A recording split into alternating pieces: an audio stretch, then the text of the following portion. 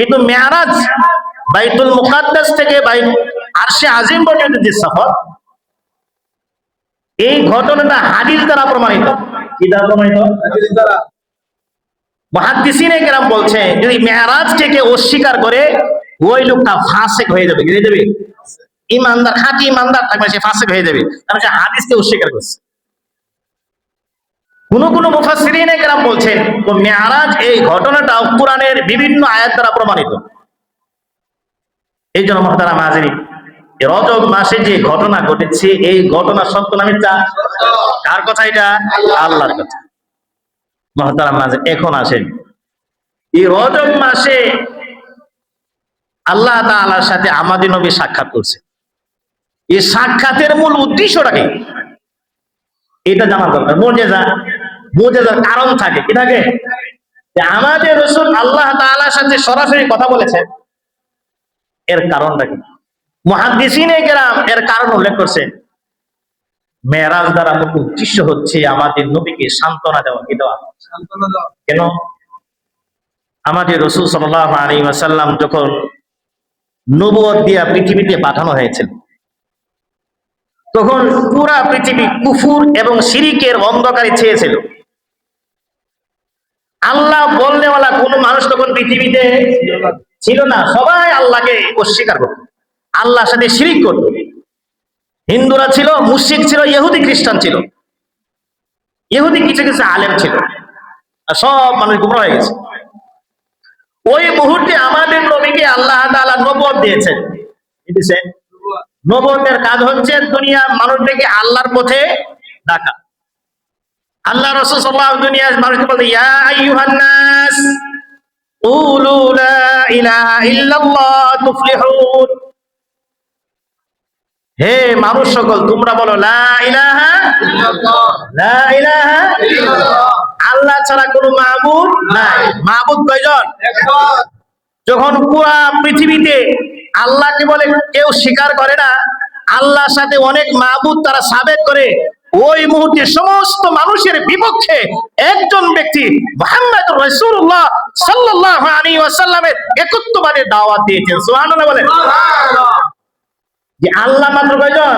একজন। আর সমস্ত পৃথিবীর মানুষের বিপক্ষে দাঁড়াইছে। যে সবাই বলে আল্লাহ একজন না, আল্লাহর সাথে বহু আল্লাহ আরো আছে, কিন্তু আমাদের নবী কি বলে? আল্লাহ কয়জন? একজন।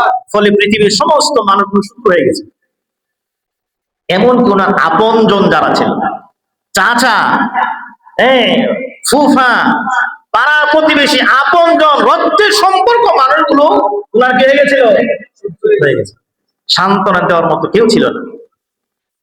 সাহাবায়ে কেরামকে কাফেররা যত নির্যাতন করা দরকার, যেই পরিমাণ কষ্ট দেওয়া দরকার সেই পরিমাণই কষ্ট দিতে।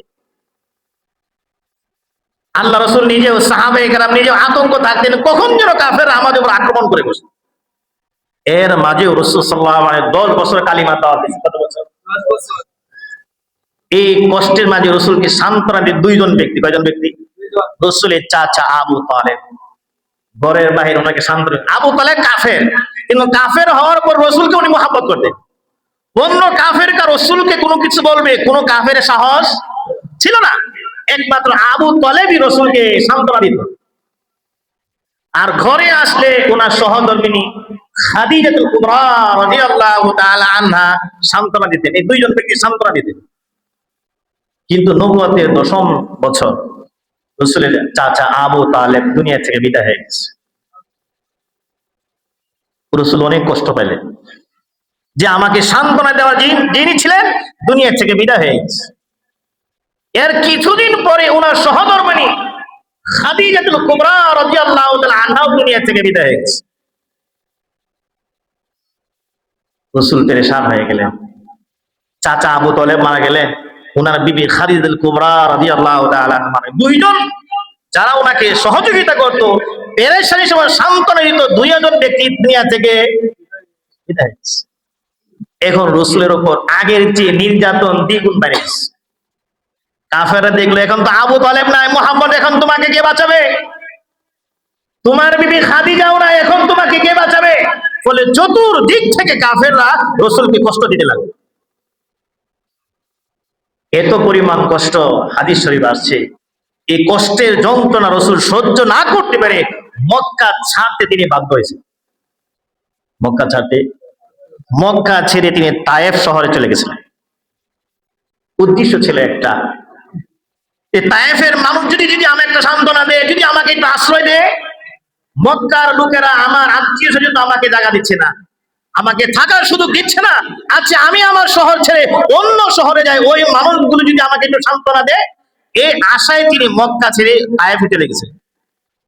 যারা হজ করেছেন তারা তায়েফ শহর দেখছেন আপনারা, খুব সুন্দর মনোমুগ্ধ শহর। কিন্তু আল্লাহ রসুল যে আশা নিয়ে গিয়েছিলেন ওই আশা বাস্তবায়ন হয় নাই। তায়েফের লোকদেরকে আল্লাহ রসুল কালিমা দাওয়াত দিয়েছেন, কুলু লা ইলাহা ইল্লাল্লাহ তুফলিহুন। কিন্তু তায়েফের কোন ব্যক্তি রসুলের কালিমা গ্রহণ করে, রসুলকে আশ্রয় পর্যন্ত দেয়নি।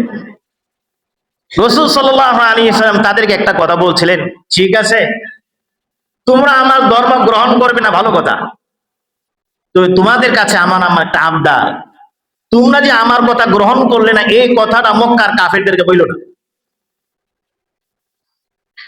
তাহলে তার আমাকে বেশি নির্যাতন করবে। কারণ আমাকে তারা তাদের দেশ থেকে বের করছে, এখানে থেকে জায়গা না পাই তাহলে আমাকে বেশি কষ্ট দিবে, এতটুকু আবদার হয়। তায়েফবাসীগণ এই আবদারটুকু রক্ষা করে নাই। রসুলকে আশ্রয় তো দেয় নাই, বরং ছোট দুষ্ট বাচ্চাদেরকে রসুলের পিছনে লেলিয়ে দিচ্ছে। আমাদের সমাজে আছে পাগল দেখলে মানুষ, ছোট বাচ্চারা ডিল মারে কি মারে না? পারে। ছোট বাচ্চা দূরে কথা, বড় মানুষও ডিল মারে, মারে কি মারে না? থাপ্পড় মারে।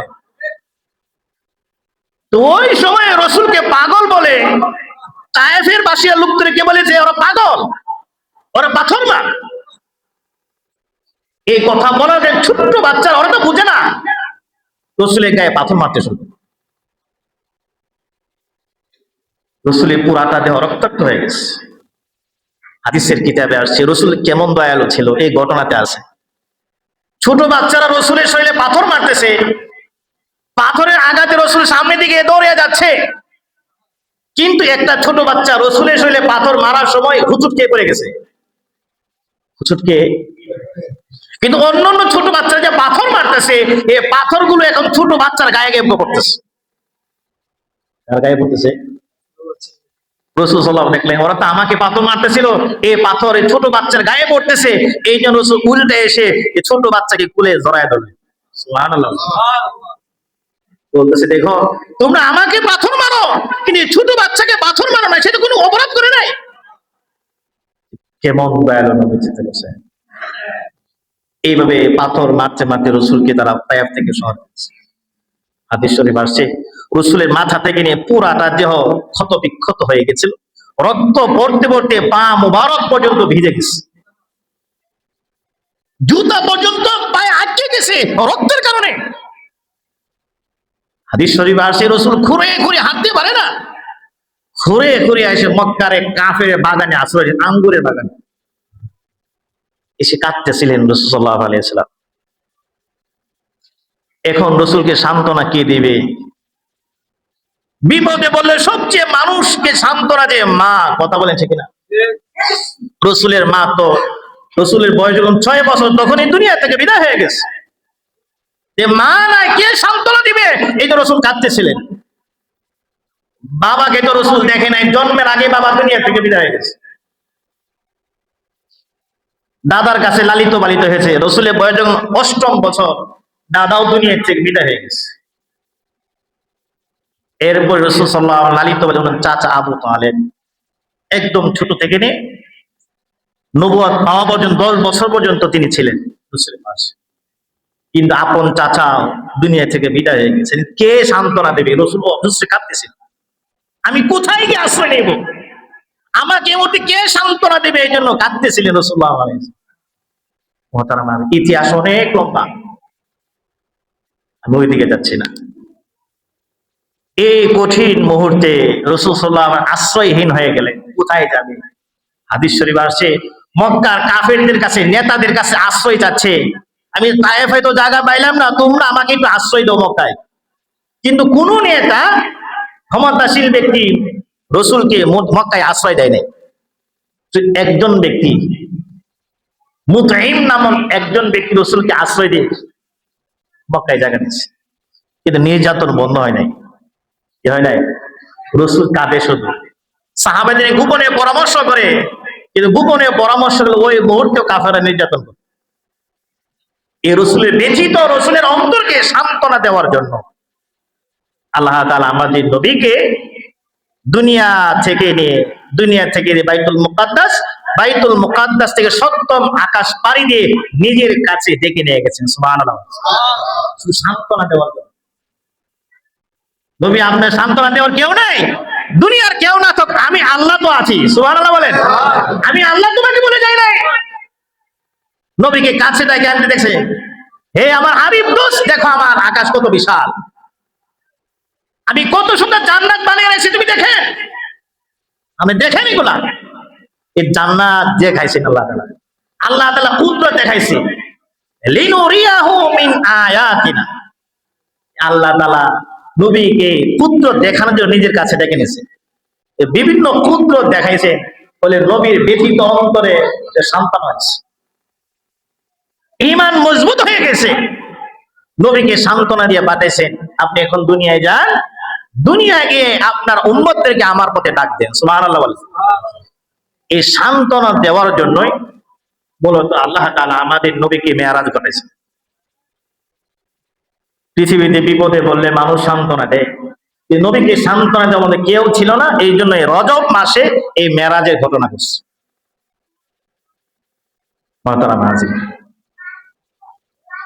মেরাজ কিভাবে সূচনা হয়েছে হাদিসের কিতাবে বিস্তারিত আলোচনা, সময় তো শেষের দিকে, তারপরে সংক্ষেপ বলি।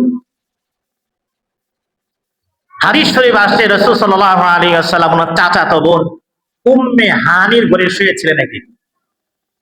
তারপরে উম্মে হানি হচ্ছে হযরত আলী রাদিয়াল্লাহু তাআলা আনহু বোন।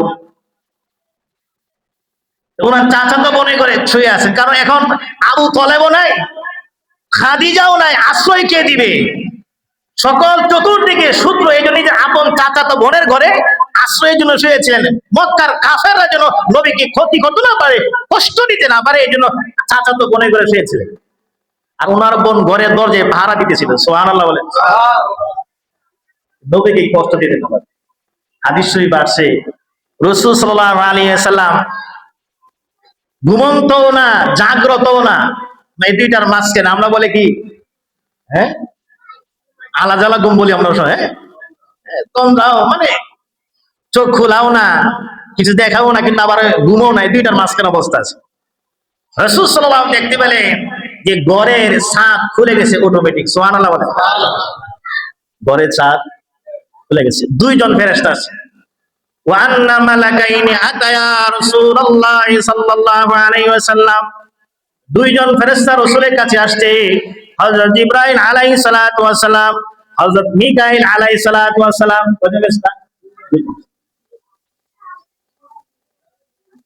ফাযাহাবা বিহি ইলা জামজাম, এই ঘর থেকে উঠে, এই আকাশ থেকে নিয়ে ঘরের ছাদ খুলে এখান থেকে জমজম কূপের কাছে নিয়ে গেছে। সুবহানাল্লাহ বলেন।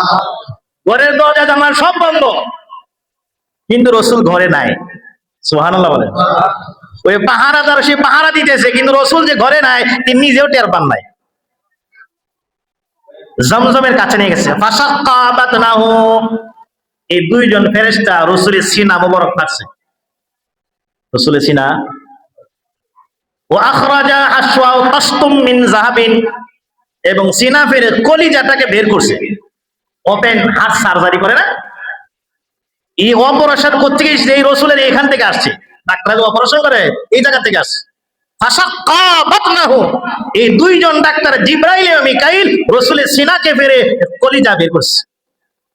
তাসতিম মিন যাহাবিন, স্বর্ণে একটা পাত্রের মধ্যে রাখছে। সুবহানাল্লাহ। এইভাবে রাসূলের সিনাকে হাদিসে আছে 4 বার ফাড়া হয়েছে। কয়বার? 4 বার। একবার যখন ছোট কালে ছিল, মা হালিমা সাদিয়া রাদিয়াল্লাহু তাআলা আনহাদের কাছে ছিল, তখন একবার ছোট কালে সিনা ফাড়া হয়েছে। যখন রাসূলের বয়স 20 বছর হয়েছে তখন একবার ফাড়া হয়েছে। যখন রাসূলকে নবুয়ত দেওয়া হয় 40 বছর বয়সে তখন ফাড়া হয়েছে। চতুর্থবারে মেরাজে যাওয়ার সময়। চতুর্থবার কেন? মেরাজে আল্লাহর সাথে কথা হবে, এই শক্তি প্রয়োজন আছে না? মুসা আলাইহিস সালাম তুর পাহাড়ে নবীর সাথে আল্লাহর সাথে কথা বলতেছিলেন, সরাসরি কথা বলতে চাচ্ছিলেন, কথা বলতে পারেন না। কিন্তু আমাদের নবী সরাসরি আল্লাহর সাথে কথা বলবে, শক্তির প্রয়োজন আছে না নাই? এই জন্য শক্তি সঞ্চয় করার জন্য সিনাকে ফেরে ফাগাসালাহু বিমাই জামজাম, জমজমের পানি দিয়ে রাসূলের কলিজাকে ধৌত করছে। সুবহানাল্লাহ। ফাকাবাসা জাওফাউ হিকমাতান ওয়া ইলমান, এবং আবার সিনাকে ইলম ও হিকমত দিয়ে ভরপুর করে দিয়েছে। সুবহানাল্লাহ। এরপরে সফরে রওনা করছে। অপারেশন যখন শেষ, এরপর একটা বাহন আনা হয়েছে। হাদিস শরীফ আছে, قال رسول الله صلى الله عليه وسلم أوتيت بدابة فوق الحمار ودون البغل خطها عند منتهى طرفها। সফর শুরু হয়েছে রাসূলের। হাদিস শরীফ আছে যে বাহনটা ছিল এটা জান্নাতি একটা পশু, জান্নাতি একটা কেমন বড় ছিল হাদিসে, ফাওকাল হিমার, গাধা থেকে একটু বড়, দুনাল বাগলি, খচ্চরের চেয়ে একটু ছোট। গাধা থেকে একটু বড়, খচ্চরের চেয়ে এটা মাঝারি সাইজের। এই বুরাক, এটাকে বুরাক বলা হয়। এটার রং ছিল সাদা রঙের। কি রঙের? সাদা রঙের। এই বাহন আনাস রাসূলের জন্য। রাসূল সাল্লাল্লাহু আলাইহি ওয়াসাল্লাম যে বাহনে উঠবেন, তো বুরাক নড়াচড়া শুরু করে দিচ্ছে, রাসূল উঠতে পারতেছেন। তখন জিবরাইল বললেন, হে বুরাক, তুমি এমন করতেছে কেন? তুমি জানো তোমার গায়ে, তোমার পিঠের উপর কে সওয়ার হবে, তুমি কি জানো? এ বুরাকে জবান খুলে গেছে, আমি জানি উনি কে। উনি সাইয়্যিদুল আম্বিয়া খাতামুন নবিয়্যিন মুহাম্মদুর রাসূলুল্লাহ সাল্লাল্লাহু আলাইহি ওয়াসাল্লাম। এই দেখেন বুরাক এটা প্রাণী, তিনি নবীকে চিনতে পারছে। তুমি জানো তাহলে নড়াচড়া করো কেন? বুরাক বলতেছে, আমার একটা আবদার আছে। কি আছে? সুবহানাল্লাহ। কি আবদার? আজকে তো আমি নবীকে সওয়ার করে আমি আরশে মুআল্লায় নিয়ে যাব, কিন্তু কাল কিয়ামতের দিন জান্নাতে আমার মতো হাজার বুরাক থাকবে। কি থাকবে? তখন তো নবী আমাকে বাদ দিয়ে অন্য বুরাকে সওয়ার হতে পারে। কি হতে পারে? তখন তো আমি নবীর বরকত থেকে বঞ্চিত হয়ে যাব। এই যে নবীর কাছে আবদার, জান্নাতেও যেন আমার পিঠে সওয়ার হয়ে রাসূল সাল্লাল্লাহু আলাইহি ওয়াসাল্লাম জান্নাতে ঘোরাফেরা করে। সুবহানাল্লাহ। এই জন্য আমার নড়াচড়া। রাসূল বলেন, ঠিক আছে, জান্নাতে তুমি আমার বাহন হবে। সুবহানাল্লাহ। বাস এখন পুরা শান্ত হয়ে গেছে। কে গেছে? শান্ত হয়ে গেছে। রাসূল সাওয়ার হয়ে বাইতুল মুকাদ্দাসের দিকে রওনা হয়েছে। তো বাইতুল মুকাদ্দাসে যাওয়ার পথে 3 জায়গায় বিরতি করছেন। কয় জায়গায়? দূরের সফর হলে বিরতি নেয় কি নেয় না? দূরপাল্লার বাসগুলো যারা বিভিন্ন হোটেলে অবস্থান করে, যাত্রীরা জোর সারে নাস্তা পানি করে, কি করে না? রাসূল সাল্লাল্লাহু আলাইহি ওয়াসাল্লাম দীর্ঘ সফর, এই জন্য হাতে 3 জায়গায় রাস্তা বিরতি করছে। হাদিস শরীফে আসে রাসূল সাল্লাল্লাহু আলাইহি ওয়াসাল্লাম বুরাক করে যাত্রা করছে। কিছু দূর যাওয়ার পর জিবরাইল বলছেন, ইনজিল ফাসাল্লি ফাফআলতু ফাকালা তাদি আইনা সাল্লাইতা। জিবরাইল বলে, হে নবী, এখানে থামেন, এখানে 2 রাকাত নামাজ পড়েন।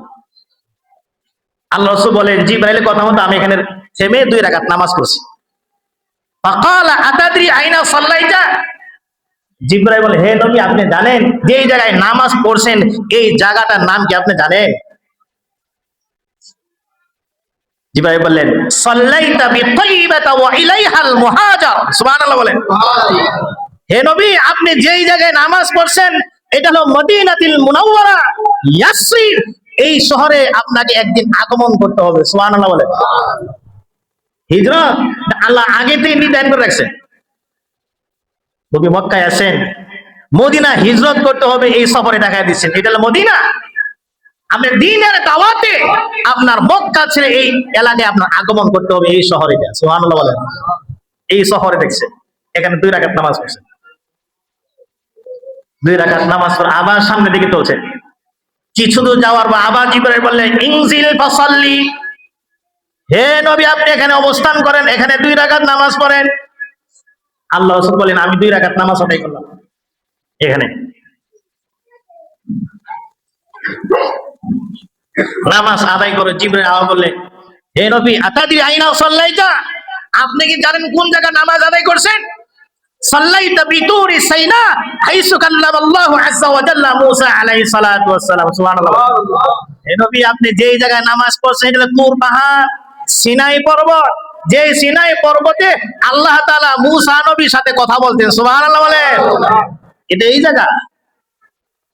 মূসা আলাইহিস সালাম আল্লাহ তাআলার সাথে কথা বলতেন পর্দার আড়াল থেকে। কি থেকে? পর্দার। কিন্তু আল্লাহ তাআলার সাথে আমাদের নবী সরাসরি কথা বলছেন। সুবহানাল্লাহ। এই তুর পাহাড়ে নবী 2 রাকাত নামাজ পড়ছেন। আবার কিছুদিন যাওয়ার পর জিবরাইল বললেন, হে নবী এখানেও 2 রাকাত নামাজ পড়েন। নবী আলাইহিস সালাম এখানে 2 রাকাত নামাজ পড়েন। নামাজ পড়ার পরে জিবরাইল বললেন, হে নবী আপনি জানেন কোন জায়গায় নামাজ পড়ছেন? আতাদরি আইনা সাল্লাইতা?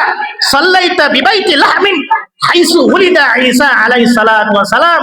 আপনি এমন জায়গায় নামাজ পড়েছেন বাইতুল লাহম, যেই জায়গায় হযরত ঈসা নবীর জন্ম হয়েছে, ওই জায়গায় আপনি নামাজ আদায় করেছেন। সুবহানাল্লাহ। এইভাবে সফরে অনেক কিছু দেখছেন। সংক্ষিপ্ত আকারে বলি, কিছু যাওয়ার পরে দেখলেন একজন বয়স্ক বৃদ্ধা ব্যক্তি রাসূলকে পিছন থেকে ডাক দিয়েছে, হে মুহাম্মদ থামেন, পিছন দিকে তাকান। জিবরাইল বলেন, নবী সামনে চলেন, পিছনের দিকে তাকায় না, সামনে চলেন। আবার কিছুদিন যাওয়ার পরে আরেক বয়স্ক ব্যক্তি সেও ডাক দিছে। জিবরাইল বলে, আপনি পিছন দিকে তাকায়েন না, সামনে চলেন। রাসূল সাল্লাল্লাহু আলাইহি ওয়াসাল্লাম পিছন দিকে তাকান না। মুহাদ্দিসিনে কেরাম বলছেন, প্রথম যে বয়স্ক ব্যক্তি সে হচ্ছে দুনিয়া। সেটা কি? দুনিয়া। বয়স্ক, বুড়া হয়ে গেছে। এই দুনিয়া আল্লাহ রাসূলের ডাক দিছে। রাসূল যে পিছন দিকে তাকাইতেন, হাদিস শরীফে আসে রাসূলের উম্মত সবাই দুনিয়াদার হয়ে যেত। কি হয়ে যেত? বর্তমান সবাই দুনিয়ার জন্য পাগল। কথা বলেন ঠিক কিনা? দুনিয়া কিভাবে কাঁদাবো এই চিন্তাই শুধু ব্যস্ত। কিন্তু আমার যে আখেরাত রয়ে গেছে, আখেরাত আসল, এর জন্য কোনো টেনশন নাই। কথা বলেন ঠিক কিনা? নবী তাকাইছে না, তারপরে আমরা দুনিয়ার জন্য পাগল। নবী পিছন দিকে তাকাইতো, সবাই আখেরাতকে ভুলে যেত। আমরা সবাই প্রতিযোগিতা করতেছি, সবাই প্রতিযোগিতা লিপ্ত। কিন্তু আসল প্রতিযোগিতার দরকার ছিল জান্নাত কামানো। কথা বলেন ঠিক কিনা? আল্লাহ তাআলা বলেন, ওয়া ফি যালিকা ফালইয়াতানাফাসিল মুতানাফিসুন। প্রত্যেকটা মানুষের জান্নাতের জন্য প্রতিযোগিতা করা উচিত। দুনিয়া ক্ষণস্থায়ী, আজ আছি তো কাল না, কিন্তু পরকাল আমার চিরস্থায়ী, শেষ হবে। তাহলে ক্ষণস্থায়ী বাড়ি সুন্দর করা দরকার না আখিরাতকে সুন্দর করা দরকার? কিন্তু সবাই নিজেকে প্রশ্ন করে, আমরা যে মেহনত করতেছি দুনিয়ার জন্য করতেছি না আখিরাতের জন্য? এ তো বুদ্ধিমানের কাজ না। আল্লাহ বলছেন, হে ও দুনিয়ার মানুষ, তোমরা আখিরাত কামানোর জন্য প্রতিযোগিতা করো। আখিরাতের বাড়ি যেন সুন্দর হয়। দুনিয়ার বাড়ি ভাঙ্গারঙ্গা হোক, এই দুনিয়ার সময় চলেও যাবে, থাকবে না। কিন্তু আখিরাতের বাড়িটা কি দরকার? যে ব্যক্তি টিনের ঘরে আছে, ওই ব্যক্তির জীবন যাইতেছে কিনা? কথা বলেন। যে ব্যক্তি ভাঙ্গা ঘরে আছে, ওই ব্যক্তির জীবন যাইতেছে কিনা? যে ব্যক্তি বিল্ডিং এ আছে, তার জীবন যাইতেছে কিনা? যে ব্যক্তি সুপার বিটে থাকে, ওই ব্যক্তির জীবন যাইতেছে কিনা? সবার জীবন চলে যেতেছে। এক সময় সবাইকে, যে বিল্ডিং ওয়ালা তিনি কবরে মাটিতে শুইবেন, যে টিনে ছেড়ে থাকে তিনিও মাটিতে শুইবেন, যে ভাঙ্গা করে থাকে তিনিও মাটিতে শুইবেন, সবার বিছানা এক। কথা বলেন ঠিক কিনা? যে বিল্ডিং এ থাকে তার বিছানা মাটি হবে, যে টিনের ঘরে থাকে তার বিছানাও মাটি হবে, যে ভাঙ্গা কুড়ের ঘরে থাকে তার বিছানাও মাটিরই হবে। কথা বলেন ঠিক কিনা? কিসের তো বাহাদুরি আমার! এই জন্য মহতারাম হাজির, আমাদের আসল ঠিকানা আখিরাত। এই আখিরাত নিয়ে কি করতে হবে? ফিকির করতে হবে। মহতারাম হাজির, রাসূল সাল্লাল্লাহু আলাইহি এই সমস্ত ঘটনা থেকে বাইতুল মুকাদ্দাসে পৌঁছে। বাইতুল মুকাদ্দাসে পৌঁছার পর জিবরাইল আলাইহিস সালাম একটা পাথরে আঙ্গুল দিয়ে আঘাত করছে। আঘাত করার কারণে একটা ফোঁড়া ছিদ্র হয়েছে। এই ছিদ্রের মাঝে বুরাকরে বেঁধে রাখছে। বুরাকরে রশি আটকায় বাঁধছে। এখন কথা হলো, যে বুরাকরে বাঁধা দরকার আছে, বুরাকে চলে যাবো? বুরাক তো রাসূলকে চিনছে, যে রাসূলকে ছেড়ে তো বুরাক যেতে পারে না। মুহাদ্দিসিনে কেরাম বলছেন, বুরাক যাবে না ঠিক আছে, কিন্তু এখানে একটা উদ্দেশ্য হচ্ছে উম্মতকে শিক্ষা দাও। কি দেওয়া? কি শিক্ষা? রাসূল সাল্লাল্লাহু আলাইহি ওয়াসাল্লাম বাইতুল মুকাদ্দাসে গেছেন নামাজ আদায় করবেন, যে বাহনটা রাস্তায় বেঁধে রাখছে, এই উদ্দেশ্য হচ্ছে দুনিয়ার মানুষকে শিক্ষা দিতে চা, ও দুনিয়ার মানুষ, যখন তোমরা কোথাও গাড়ি নিয়ে সফর করবে, জরুরতে নামবে, নামাজ আদায় করবে, তো মসজিদে আসার আগে গাড়িটাকে তালাবদ্ধ করে আস। সুবহানাল্লাহ বলে। তালাবদ্ধ না করো, নামাজে আসছো তুমি, নামাজে সেজদায় গেছে, আরেকজন মোটরসাইকেল নিয়ে ভাগছে, হইতে পারে কি পারে না? হচ্ছে কি হচ্ছে না? এই জন্য মোটরসাইকেল তালা লাগাও, গাড়িতে তালা লাগাও, যে নামাজে আসার পরে তোমার গাড়ি কেউ চুরি না করে নিতে পারে। আর যে নামাজে আসো মনে থাকে আমার তো গাড়ি নিয়ে যাবে, এই টেনশন থাকে, নামাজে থাকলেও নামাজ হবে না। কি হবে না? এই জন্য না পরিপূর্ণ শান্ত মনে নামাজ আদায় করতে পারো। এই জন্য তোমরা মসজিদ যখন আসবে গাড়ি গুলো তালা লাগবে, তাহলে মনে কি থাকবে না টেনশন? মসজিদ থেকে চুরি হয় কি হয় কিনা? আমাদের মসজিদে বেশি চুরি হয়, জুতা চুরি হয়। কি হয়? হ্যাঁ, মোটর সাইকেল চুরি হয়েছে না, কিন্তু অনেক জুতা খেয়ে যায়। তারা হাজির, এই যে যারা জুতা চুরি করে তারাও তো জুমার নামাজ পড়ার জন্য আসে, কথা বলেন ঠিক না? আপনার মনে কিভাবে ধরলো এই 10 টাকা দামের জুতা, পুরান জুতা নিয়ে গেলেন, আপনার কি হবে? 20 টাকায় বিক্রি করবেন, 100 টাকায় বিক্রি করবেন, এর চেয়ে তো বেশি বিক্রি করতে পারবেন না। পুরান জুতা এত বেশি নিবে, কিন্তু আপনি সর্বনাশ করছেন, নিজের নামাজও নষ্ট হয়েছে। এই যে জুতা নিয়ে গেলেন, যে মুসল্লির জুতা নিয়ে গেলে মনে কষ্ট লাগছে কি লাগে না? নতুন জুতা গুলো মাত্র নিয়ে আসছে, নামাজ পড়ে আত্মীয়ের বাড়িতে যাবে, বিয়া খাইতে যাবে, কিন্তু বের হয়ে দেখে জুতা নাই। কি নাই? মনে কষ্ট লাগবে কি লাগবে না? আপনি কয় টাকা বিক্রি করবেন? 100 টাকা, কিন্তু এই যে মনে আঘাত দিয়েছেন, এই আঘাতের কারণে আপনার জাহান্নামে যেত। এই জন্য যে সমস্ত ভাইয়েরা চুরি করে জুতা নিয়ে যা, আমরা তাদেরকে বুঝাবো ইনশাআল্লাহ। আমরা তো জুতা নেই নাকি? নেই আমরা। আল্লাহ তাআলা সকল ভাইকে সহিহ বুদ্ধি নসিব করুন, আমিন। মুহতারাম হাজিরিন, নবী আলাইহিস সালাতু ওয়াস সালাম বাইতুল মুকাদ্দাসে গিয়ে দেখেন পুরা মসজিদ এইভাবে নবীগণ দিয়ে ভরপুর হয়ে গেছে। সুবহানাল্লাহ বলেন। সুম্মা দাখালতু ইলা বাইতিল মাকদিস ফাজুমিয়া লি আমবিয়া আলাইহিস সালাম ফাকাদ্দামানি জিবরাইল সুম্মা আমামতুহুম।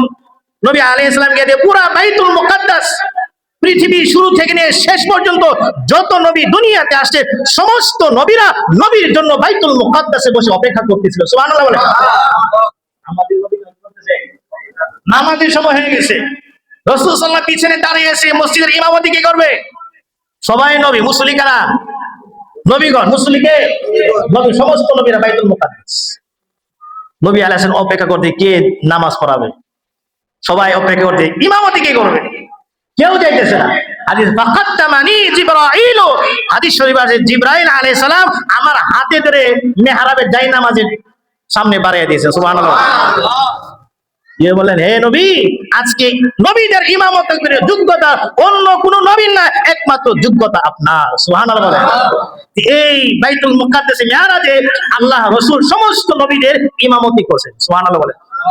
এর উদ্দেশ্য হচ্ছে আল্লাহ তাআলা আমাদের নবীকে সমস্ত নবীদের সর্দার বানিয়ে দিয়েছেন। সুবহানাল্লাহ বলেন।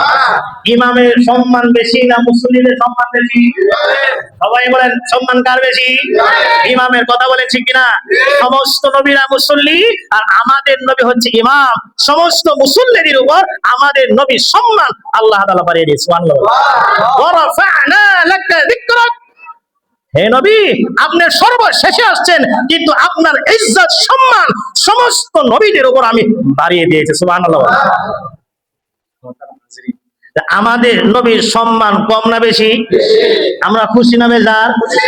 আমাদের সরকার যেহেতু সম্মানী, অতএব এই নবীর উম্মত সম্মানী। কথা বলেন ঠিক না? সমস্ত নবীরা উম্মত কখন জান্নাতে যাবে জানে? সমস্ত নবীর উম্মত আমাদের আগে আসছে না পরে আসছে? আগে আসছে, কিন্তু জান্নাতে যাবে উম্মতে মুহাম্মদীর পরে। সুবহানাল্লাহ বলেন। আমাদের নবীকে এত সম্মান দিয়েছেন, বলছেন, হে নবী, আপনি শেষে আসছেন, শেষে আসার কারণে আপনার মর্যাদা যেমন আমি বাড়িয়ে দিয়েছি, আপনার উম্মত শেষে আসছে, আপনার উম্মত শেষে আসছে ঠিক, কিন্তু সমস্ত নবীর উম্মতের আগে আপনার নবী, আপনার উম্মত জান্নাতে যাবে। সুবহানাল্লাহ। এই জন্য জান্নাতে যাওয়ার জন্য কে কে প্রস্তুত নাই, একটু হাত উঠান। আমার কথা বুঝতেছে? মাঝে মধ্যে উল্টা জিজ্ঞেস করি, আপনাদের খেয়াল আছে কিনা এটা জানার জন্য, না খালি শুনতে আছে। জান্নাতে যাওয়ার জন্য কে কে প্রস্তুত? হাত উঠান। লিল্লাহি তাকবীর। আয় আল্লাহ, দেখো তোমার সকল বান্দারা হাত উঠিয়েছে জান্নাতের আশায়। জান্নাত যেতে চাইবে ইনশাআল্লাহ? আয় আল্লাহ, আমার সকল মুসল্লিকে বিনা হিসেবে জান্নাতুল ফেরদাউস নসিব করে বলে আমিন।